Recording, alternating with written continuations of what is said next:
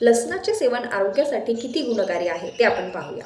डांग्या, खोकला, रक्तदोष, बहिरेपणा, कुष्ठरोग, संधिवात, यकृताचे आणि पित्ताशयाचे विकार या सर्व समस्यांवर लसणाचे सेवन गुणकारी ठरते.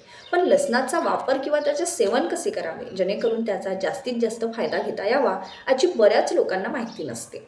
श्वास मोकळा होण्यासाठी एक लसूण पाकळी तव्यावर गरम करून किंचित मीठ लावून खावी.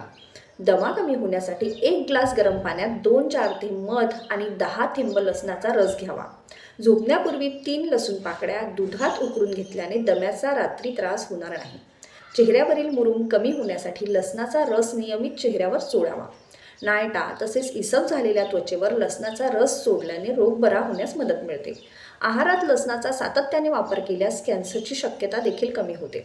त्याचप्रमाणे शरीराची अतिरिक्त चरबी कमी करण्यासाठी सकाळी उपाशीपोटी लसणाच्या 4 पाकळ्या भाजून आणि चांगल्या चावून खाल्ल्या आणि त्यावर 1 ग्लास कोमट पाणी पिलं तर लसणाच्या सेवनाने रक्तवाहिन्यातील साचलेले कोलेस्ट्रॉल निघून जाते. तसेच हृदयाचा झटका आल्याबरोबर 5 ते 6 लसणाच्या पाकळ्या खाल्ल्याने हार्ट फेलचा धोका टळू शकतो. अशा या बहुगुणी लसणाचा आहारात अवश्य समावेश करावा. परंतु अति सर्वत्र वर्जते म्हणून कुठल्याही गोष्टीचे सेवन योग्य प्रमाणातच केले पाहिजे.